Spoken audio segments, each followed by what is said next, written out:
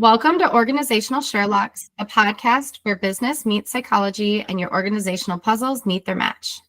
Join us for captivating stories and practical solutions to unravel your toughest challenges.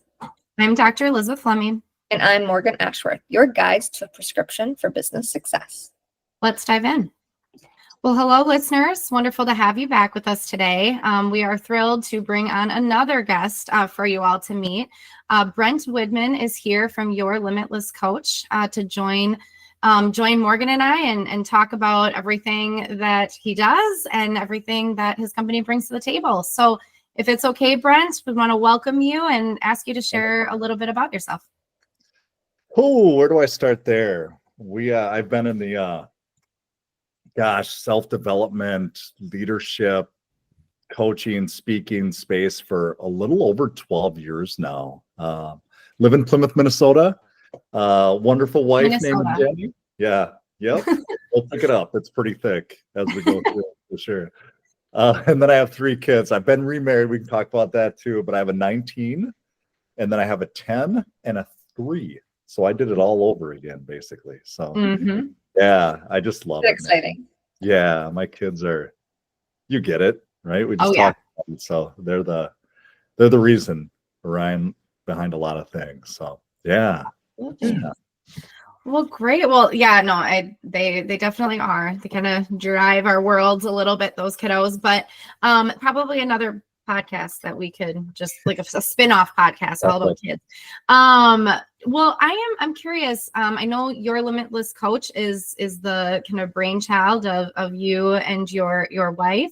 Yeah. And I'm curious if you can tell us a little bit about what do you all do and what really inspired you to start your company and bring it to the world? The inspiration was not in a bad way, but we wanted more. We were at a company in the past that we did a lot of workshops and leadership and what have you. But there was, not in a bad way, again, there was 160 people there. So if they did something for Brent, right, you have to do it for everybody else. And things like if I wrote a book, I wanted to own it. If we did a podcast, I wanted to own it. Seminars and all these different things that we wanted to do. And that's where it stemmed from, is just the bigger, more thinking and things that we want to accomplish. So I do a lot in the leadership and sales world is where I live in, and we kind of talked about this as well, but more that practitioner first, coach second, because I love the aspect of helping people get better, but I feel like you can't help people get better if you're not doing it yourself on the same side, because then you're just telling somebody what to do. So yeah. Kind of the basis behind it is all the things that I wanted to be when I grow up is starting to happen. Put it that way. But, yeah. Like walking the walk, right? I think more people. We actually had another episode where we kind of briefly went over that a little bit too. I think, Morgan, didn't we? That we kind of have to work on ourselves too in order to help others. I think it's kind of undertoned a lot of our podcasts. It is work on yourself to help make others, work on themselves in the end. But definitely walking the walk, leading versus managing. Yeah. If you're not doing it, I don't know. To me, it's not about telling somebody what to do and how to do it and what have you. If they see that you're doing it, there's this level of respect, because to me, leadership's not a title. It's more of an influence in what you're doing, and people see it and they can see right through it as well, especially if they're good at what they do. They will see through it, sure. So, yeah. I think it's also about modeling the behavior you want to see, right? I mean, going back to, we'll use the kids really quickly as an example. If I tell the kids to do something, to clean up the blankets in the living room, but I leave blankets all over the ground all the time, why would they think they'd want to do that? You're like, why should they clean up the blankets, right? And I think that same lesson is true in business, where it's like, if I'm not meeting my deadlines, why would they have any desire or motivation to meet theirs? Because they're not seeing their leader doing what they're being asked to do. You know what I mean? So it's that modeling that behavior as well. It doesn't always have to be overly explicit. I have a quick story about that. When I read with my daughter, she's 9, just turned 10 every night. And she's in swim at the YMCA in New Hope. And we were talking about, because she wants to get better, but she only goes to practice 1 or 2 nights a week. Right. And we had watched the Olympics over the summer, and I was talking about Michael Phelps is who I was talking about. And I asked her if she knew who Michael Phelps was, and fast forward the conversation a little bit, she did. And I said, you know how he got so good? And she goes, well, he's just good at what he does. I'm like, he was in the pool every day for over 8 years. Like every day he practiced and practiced and practiced. And she didn't realize that's how you get better until I correlated it. It wasn't dad telling her, it was the story behind it. And guess what she started to do? Wanting to go to practice every day just to get better. And it was kind of cool to see that, but that's the stuff I mean by leading by example. It doesn't have to be us doing it. It can be other stories and other things that people do. So it's pretty cool to implement that in your kids too at the same time. So definitely. I mean, there's the 10,000 hour rule. I know there's actually a book oriented towards kids to read the 10,000 hour rule. And they show so many different examples. I'll have to find it and share it with you, Brent, and maybe our listeners. Yeah, absolutely. I would love that. I remember reading it as a kid, actually.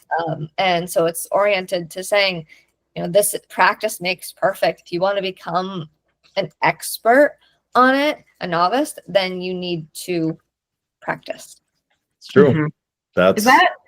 Is it who wrote the book? Do you know? I don't remember right now. Malcolm Gladwell, I think, was the author. If you're talking about that one, I'll look it up while we talk. So you guys keep going and I'll figure it out. I don't know the kids one, but I know the adult one, I guess, is Outlier. Yes, I got it as a kid, but it's an adult book. I don't know, but I do remember reading this. Self-help as a kid. Love it. That's perfect. No, I'm just kidding. Well, yeah, I think it's so powerful, that modeling. And so how do you bring that into your work with clients today? Like, what does that look like in your work on the daily?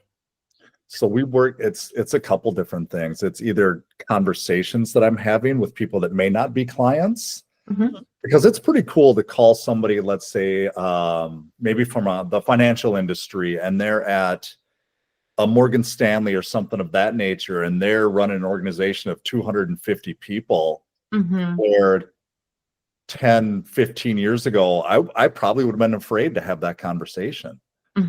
Over time, when you practice and do the things that are hard, like, let's be real, nobody wakes up in the morning and goes, I cannot wait to make phone calls today, right? Like most salespeople don't live in that world. But when you get good at it, because you've done the things, it's just normal. And that's a big part of what I do, I guess, and then help clients. So there's the next part. I can talk about those conversations, or we can talk about things that we're doing or things going on in our business. And there's a level of, when you're talking to a elite level performer, and they know that you're doing the deal, let's call it what it is, that you lean into the fear, I guess, put it that way. Yeah. It makes it a lot easier for them. Because they can correlate with that. They can ask questions about that. Vulnerability is a big thing. And I think there's people at times that feel like we have to know it all, or we have to show people that and you don't have to. Right. Nobody cares. I think there's something really powerful in being able to say, I don't know the answer to that question. But I would argue that this may be one of those pro tips that we sometimes talk about. Like, I would argue that it's saying, I don't know a lot about that, or I don't know the answer, even though I'm the expert, but I will get you an answer and I will get back to you on it. And then following through with that, you know what I mean? There's something really powerful and human in being able to say, I don't know. Yeah. I think I don't have it on top of mind right now, but let me get it to you shortly. Yeah. It's the idea of fake it till you make it sometimes too. It's okay to not know how to do something, but to figure out how to do it too. I actually think of my partner who's an electrician, and he oftentimes will be like, I don't know how to do every job right away, but I can figure it out. I just need to do a little analysis of the job, of the layout of the land, and of the true needs, so that I can figure out how to quote it properly and to do it in the most beneficial manner.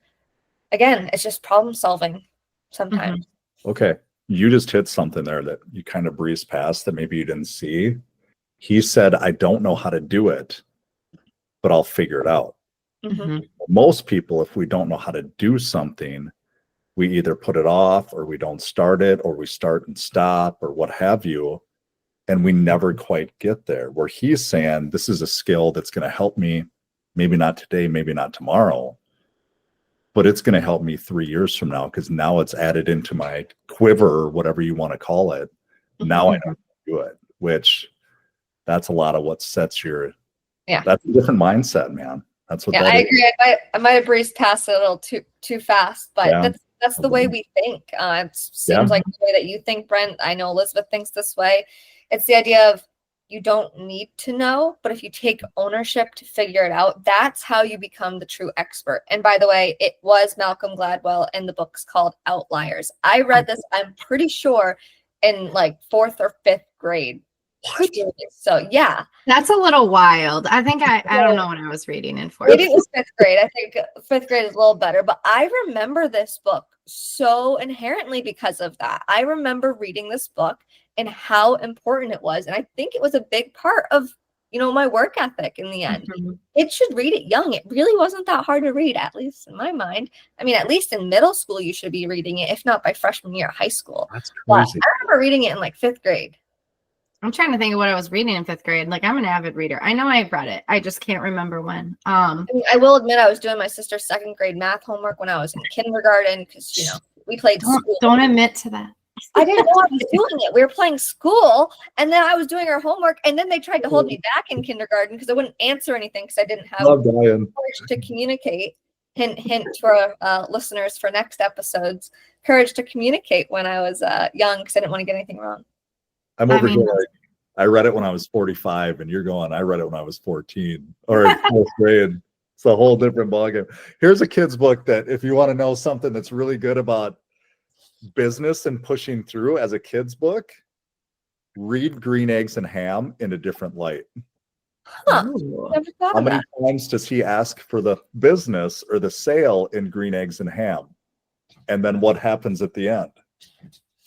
I do like green eggs and ham. Sam, right. Yep. He asked him and asked him and asked him. And finally, he got the yes that he was looking for, basically. So he pushed through it. That's supportive of touch points, right? That you don't make the sale typically on the first conversation. It takes time.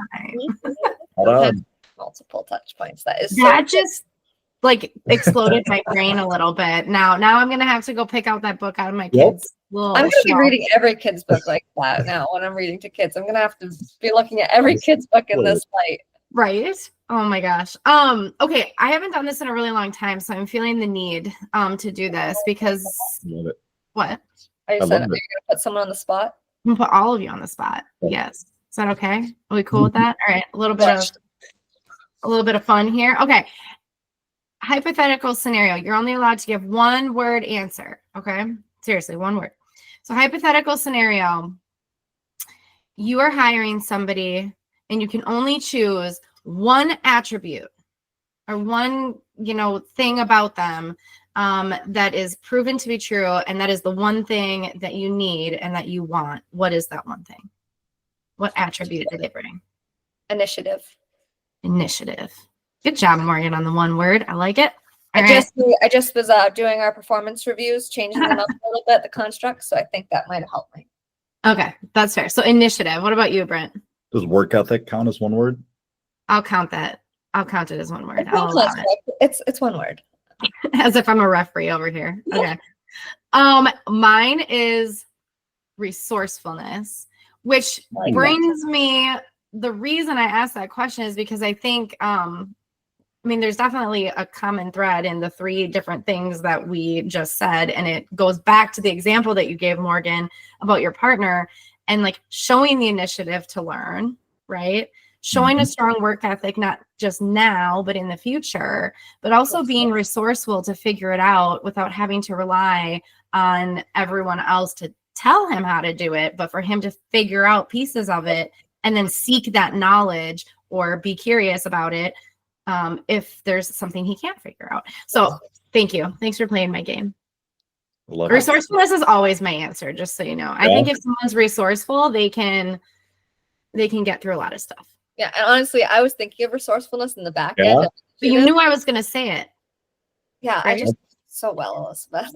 I read a book. Considering we talk multiple times a week, but definitely when it comes to initiative, it's because they have to be resourceful. They have to have the drive, the work ethic, Brent, to want to do the work. They're motivated, and they're going to initiate it, hence initiative. They're going to initiate it themselves, whether that be to better understand people, whether that be to communicate better, whether that to be more self-aware, or to figure it out, figure the work out, how to get the sale, how to, market correctly, analyze something, whatever it may be. Initiative really falls under true leaders, and you tend to want to hire leaders. Yeah, it's funny. I when I look at work ethic, it's kind of the same thing. I read a book, I can't remember what it was. It might have been Grant Cardone or something, that he says, if you have work ethic, I can teach you to do everything else. Right. Because then you're willing to do it. And I can see that. And you can see if people have work ethic, if they've, whether it's get up early or drive through things, you know what I mean? You can tell when they're talking about things that they have it for sure. So yeah, I love that. I think I think that makes perfect sense. I think, okay, out of curiosity, now I'm going to do more putting people on the spot, but out of curiosity, when we think about work ethic, like what does that look like? Or how would the two of you kind of define work ethic, if that makes sense? I can give you personal examples if you want. Yeah, that'd be lovely if you're comfortable. I had a paper out when I was 8 years old. I got up at 5:45 every morning, and I had it till I was 18. Still to this day, I get up at 5 o'clock. Like my schedule is 5 o'clock. I work out for the first hour. I've ran marathons, ultra marathons. My wife's goal is to run a half marathon in all 50 states. Wow. Where I was in the past, I've been told this, and this is, I hope you know this. I'm not just bleh, right. I've been told that I'm always the hardest worker in the room. Now, is that always the best thing to be? I'm not saying that is, because sometimes you beat your head against the wall, that you have to do other things as well. But I think those are the things that show work ethic, that you're willing to do the things asked of you. And you're also, that's what integrity is. It's doing the thing you said you would do long after the feeling you said it in has left you. Willing to continuously push through the things, because some days are going to be hard. Some days you're not going to feel like it. And some days are going to struggle and all those different things. But honestly, I think that's a habit that you create. Is what it is. You create work ethic. It's not a given talent. I think it's a habit. Yeah, I agree. I think work ethic is your belief to be disciplined, not motivated, to complete work necessary. I really always think of discipline over motivation, because your motivation will ebb and flow. But if you have the discipline to do it each and every day, Brent, you gave a great example with the working out. I am also a marathon runner. And so I say I'm a marathon runner for other reasons, but I'm a runner and I'm an athlete in general. And people think I'm crazy because they don't understand that I can go to the gym, or I have to almost go to the gym 4, 5, 6 times a week. I'm always outside. I'm always doing something active, or I'm reading. That's the only time I'm probably going to be on the couch, is if I'm reading. And people are like, you're crazy. How do you do that? Why do you do that? Why do you like doing that? And I said, well, sometimes I like it. Sometimes I don't, but I have the discipline to keep up with my goals, to gain the accomplishments I want to see in my physical physique, or my running goals, my times, my lifting capabilities. I am also a snowmobiler, so my snowmobiling capabilities, I'm not the best at backcountry, but I am getting there, and I'm definitely better than what I've seen in the past and what I used to be. So it's just about getting better and self-improving in a physical way. But yes, when it comes to work ethic, it's your belief in having a discipline, not a motivation, to do what needs to be done to get where you want to be. It becomes who you are. It becomes your identity. Like when people tell you you're crazy, I wish I wish for people that maybe didn't work out or weren't active like that, that I could take the way you feel afterwards and give it to them instead of the way you feel before. Absolutely. Difference in that. And I'm talking about after the first month, right? Because the first month is, right? But that's what holds a lot of people back is the start, stop. And then they're going through it constantly, where if you just tell yourself, I'm going to do something like that. And that's the same in business. We start, stop, and start and stop. Where if you just are consistent, taught my son that the other day. It doesn't have to be an everyday thing. That's not what consistency means. Consistency means you do it. I don't care if it's 20 minutes a day. I don't care if it's a half hour a day, but you're doing it on a, Yeah. And I think that's true. And I think, I mean, both in, you know, like athleticism part, which I am also an athlete, but a different kind of athlete. I do not run marathons. I am not a runner, and that is okay, but I'm a hockey player. So like there's that, you know. I think I told Morgan a couple weeks ago I decided to play in a pickup game. I haven't played hockey in a while, and I played in a pickup game with high school boys and young men, including one who is a D1 college hockey player. And I thought I was going to die. But it was the feeling after that really I was like, I want to do this more. Like, I want to play in more pickup games. I want to, you know, all of these things. Right. But I think it's that consistency, like you said. But to me, it's like the added layer of the quality, right? Like, what am I bringing to the table? I can do something consistently and do it kind of crappy, to be honest. Or I can make an intentional effort to put in at least a certain amount of energy and, you know, quality, whatever it is, to what I'm doing on a consistent basis. So like, I think we've talked about how like there's pros and cons with everything, right? Like I'm a really big perfectionist, and I like things to be perfect. There are downsides to that, because sometimes it takes me longer to get things done, right? But it also helps me to maintain that level of quality in the consistency I'm creating in my life, if that makes sense. Agree. So I don't know, something to think about. I think that's what you just said. Just because you're one way doesn't make it right or wrong. Right. But you're very self-aware I know where I need to get better, and I know what I'm really good at. So my superpower is this. Right. And this I can always get better at. And I think that's with anybody though. You know, we all have the things we're really good at and things that we're just not. Yeah, absolutely. And, you just hire people to do that then. There you go. It's the balance between the two. And it is. Being self-aware of it helps you grow personally. Yep. Mm-hmm.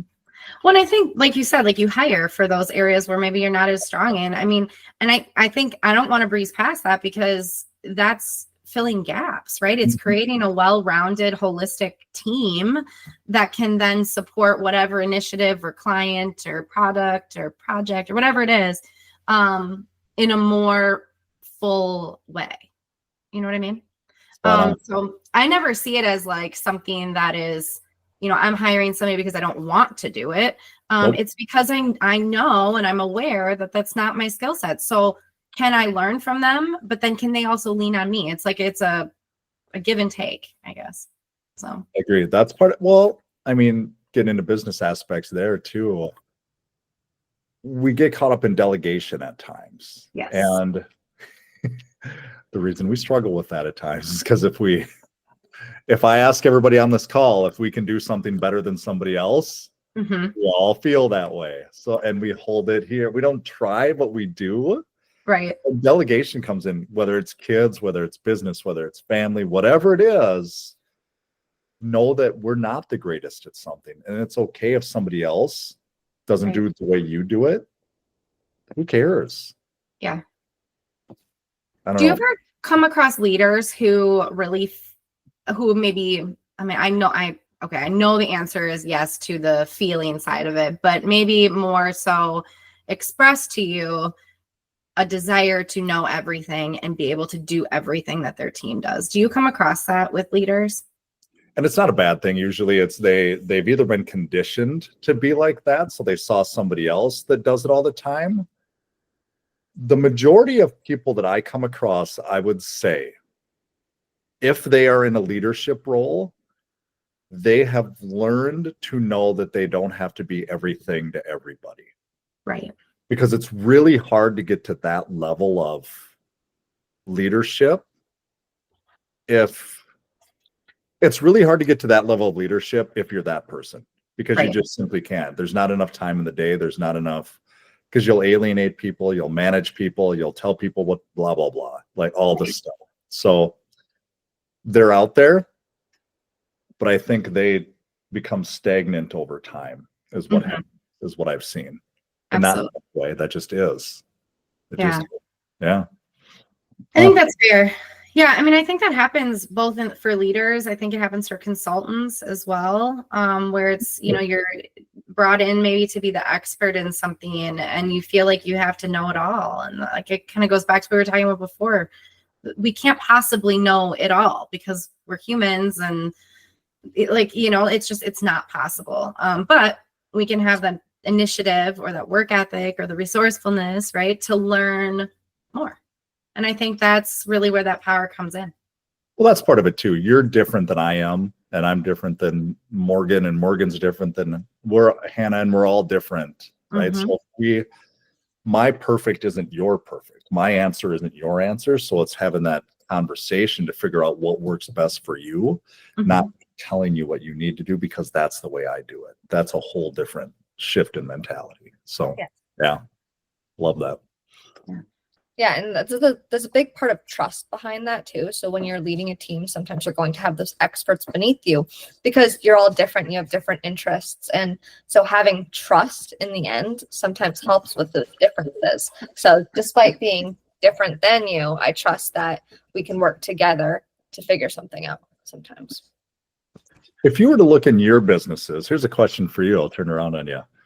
What do you feel like is the hardest thing for you that you may need help with or reinforcement on that isn't the thing that you enjoy doing?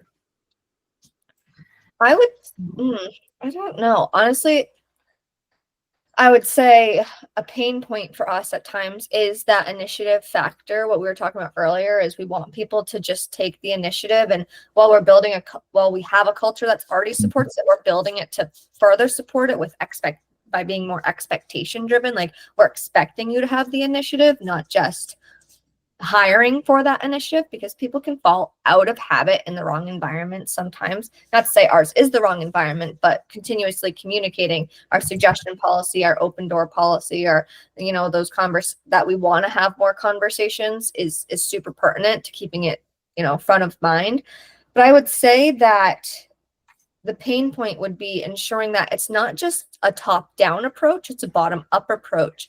And being in the middle tiers of supervisors, I would say that is probably where like my biggest pain point right now is for supervisors to really understand at the level, though we've been teaching them and coaching them in ways that they understand, and being able to maintain it. So truly acting as those leaders where, no, they don't necessarily need to be the best of the best, but they can maintain it without needing to be maintained, if that makes sense. Yeah. Man, I feel like it's a hard question for me to answer for kind of two reasons. One, like I'm a solopreneur, right? Right now, my hope and my desire is for that not to be the case in the future. But in my business, I'm a solopreneur, and with that comes, I mean, as you know, Brent, you do everything, right? And I know deep down, and just I guess also on the surface, I'm not great at everything, and not everything brings me joy. So like for me, it's I definitely spend more time doing the things I really love. And then it's like, oh, well, I got to get done with my billing or, whatever it may be. I would be, I don't know what I'm trying to say. I think that there's that part of it, right? So it's like, what are the things? It's the time allocation, I guess, more than anything. But then on the flip side, which is interesting because I also am a professor. So I'm part of a faculty group. And in that situation, it's very different because I take on a different type of leadership role in that space because I'm working not necessarily in like a hierarchical sense, but I'm working within a group of people that I will tell you, we all have very different strengths. And it's fun though, and we keep it lighthearted. They know like when to call me if they need organization or efficiency or something like that. They call me. And so yeah, so I think I think maybe it depends a little bit on the area of my life that I'm talking about. I love it. I love that question. It's like we all have things we're fantastic at and things that we know we want to get better at, and it's drives us a little batty. Well, see, that's the interesting thing though too, is it's like, you know, like thinking about my business, I don't know that I want to be the best at billing or marketing. Like, I don't know that I actually want that. I have to do it because it's part of building my company, but I don't want to. So like, I want to work with somebody who wants to do that, if that makes sense. Yeah. And I think it would take away from your expertise or your time to continue building your expertise for what you actually offer your clientele. And that's why we see so many companies partnering in all sorts of different manners. So for example, like my company, we partner with Insperity, which is a PEO local company, so that they can be the specialist with payroll, but they also are an HR specialist. So while I can do the HR specialist duties, I can focus my attention on the organization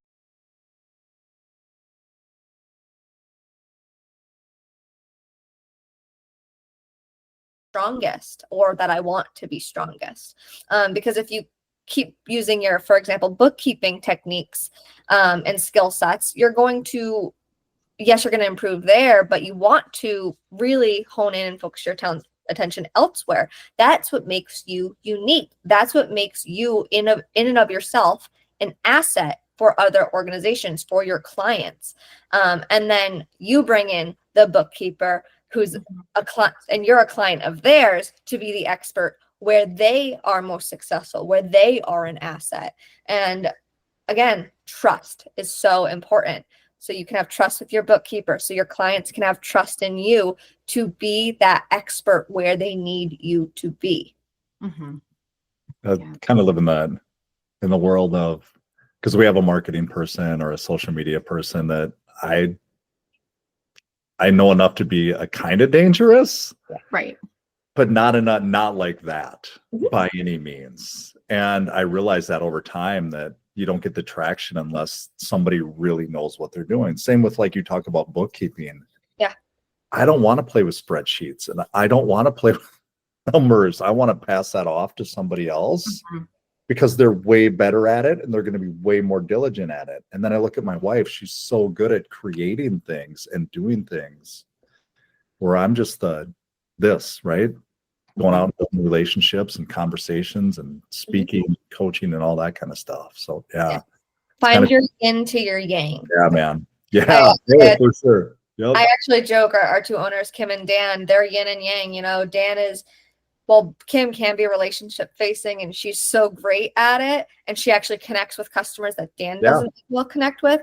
Dan's more of like that front facing and that manufacturing development side of us, while Kim's more of the operational development side of us, of, okay, what are the spreadsheets need to look like? What are the processes internally? What are the forms? You know, the true trackability of business, versus Dan being like, new process, what do we do? This is really cool. And that's great because he's like the idea guy. So I always joke that they're yin and yang. And I sometimes say I'm the line in between, because I kind of will taper on both sides in my expertise of business strategy and organizational development purposes.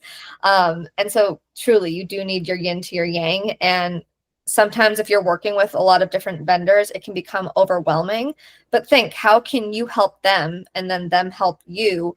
And that helps decrease your costs potentially too. Because I'm not saying that you should go spend money on a billion different vendors to be the experts, but it could be an interchangeable relationship in some way, shape, or form. I definitely try to have those relationships with any external vendors of ours. Giving them suggestions, coaching them where it would actually improve their vendor relationship with us.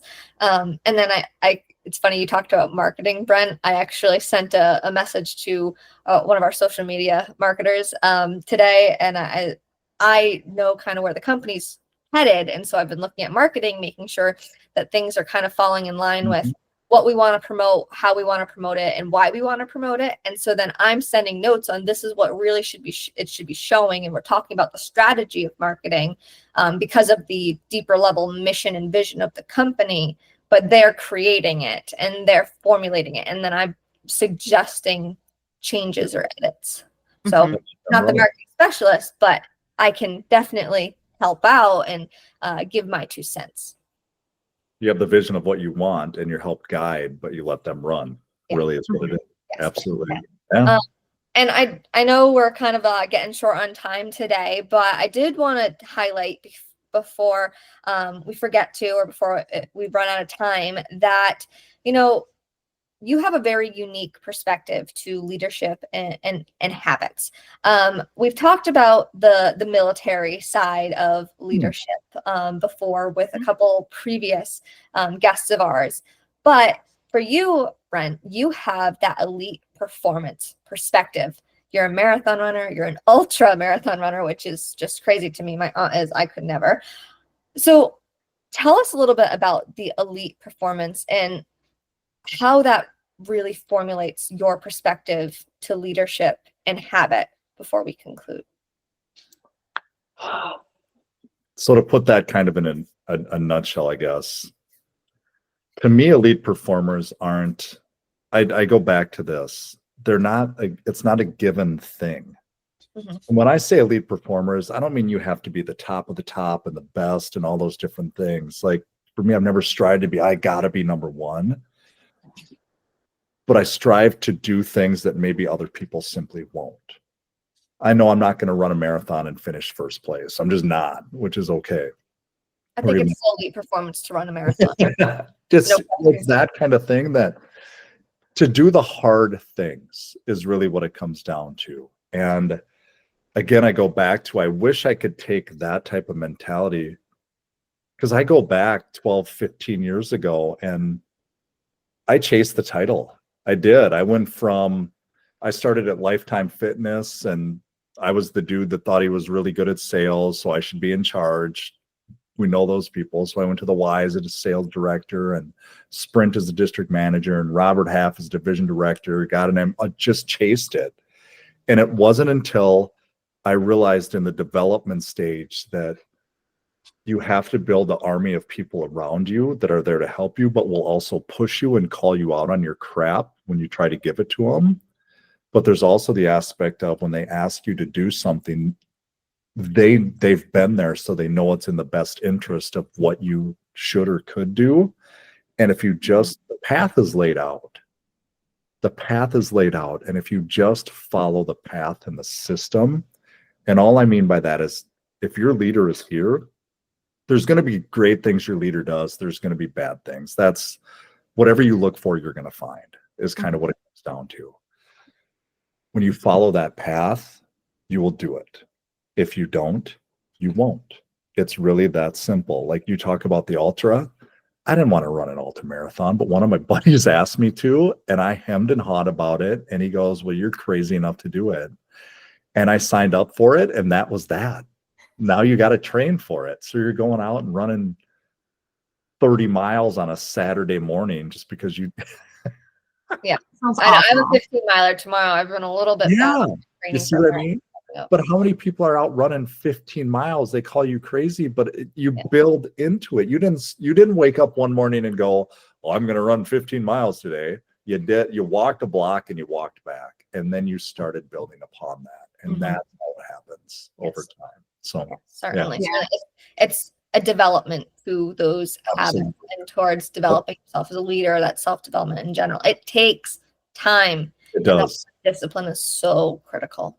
Yep. And give yourself time to do it. And that imagery is actually quite cool, because as you were talking, Brent, not being a marathoner myself, but I can imagine it's this way. You follow a path, don't you? Like when you're running a marathon, like if you go off the path, you are no longer running the marathon, right? Like you are in some other place, I would imagine. Yeah, typically. I was running a half marathon once downtown. It was the Red, White, and Boom. And I had just read, I don't know if you've ever read this, Can't Hurt Me by David Goggins. And I'm running and I kind of popped my calf a little bit because I didn't stretch back in those days. I just did. And I looked down. It's kind of funny you say that. I looked down at the ground and I thought, the grass is right here. I was about 3 miles in. And I'm thinking, I can stop and it's going to be soft and I can lay down and I'm good. I can be done. Or I'm already 3 miles in. I only have 10 miles left to go. It's already going to hurt. I'm already in it. Right. I'm already struggling. I might as well just keep going because the pizza is going to taste way better when I get done than if I stop now.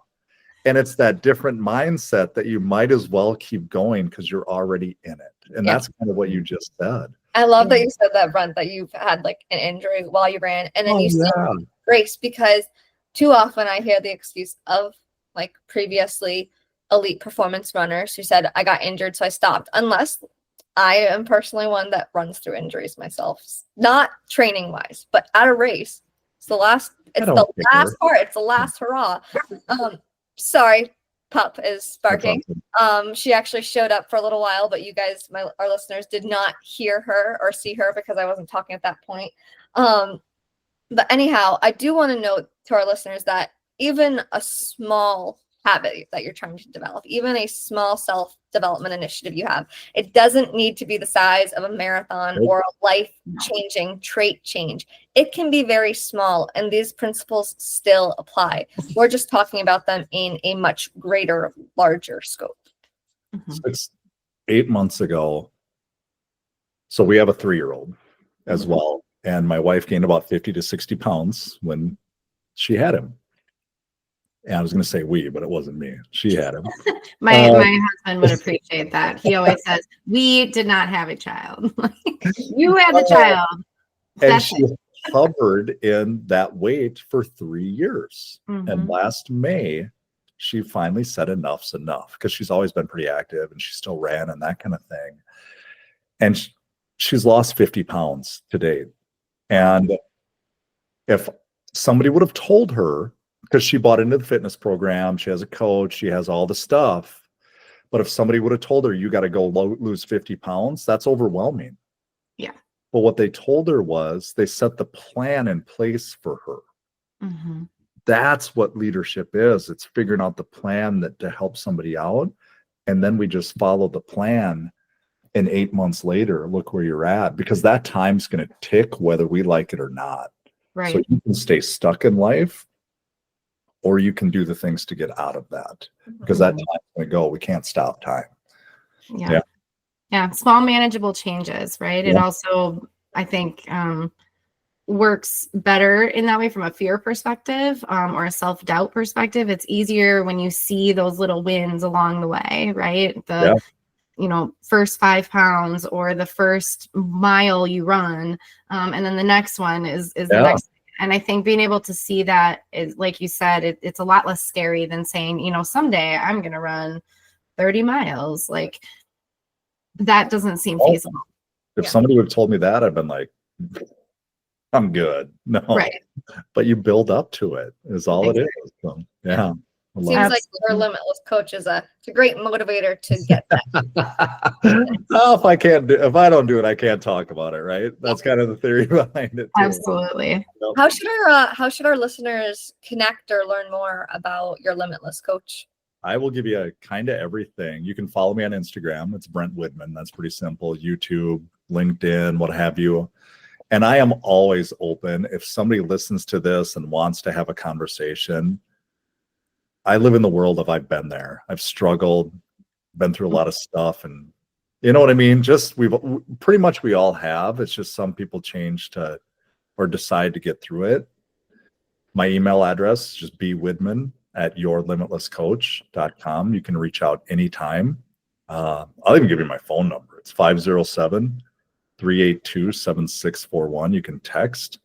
And I mean that. Like, I will help you in any way. I live in that world because there's so many people that have helped me along the way that you kind of want to back the same thing. So I love that casual level of connection. We definitely partake in that at our company. You know, sales teams have their phones so they can text customers, and then me and my mentors, or my mentees, sorry, I'm the mentor. I text them, they text me. Hannah here was one of them, and now she's on our team here at Org Sherlocks. Our listeners, you can't see her, but she's taking notes behind the scenes, just like Darian sometimes does. Absolutely. Yeah. No, I would agree with that. I think it's the building of those personal relationships that are really important, and one that I am very thankful to have now with you, Brent. So thank you. Yeah. So good. Well, thank you again, for being here with us and chatting. I just loved this conversation. Like, I'm not going to go run a marathon, but if I was going to, I would be more motivated to do so. So thank you both, Morgan and Brent, for putting that thought in my brain. But also just for being here. And just, hey, Ashworth Awards made Twin Cities marathon medals. I am not running the Twin Cities marathon. You just keep playing hot. You'll be fine. Keep playing. I'll run like the St. Patrick's Day 5K or something. Okay, that's a good start. I love that goal. That's a really great start. I don't know if there is one, but if there is one, I may run it. So there's that.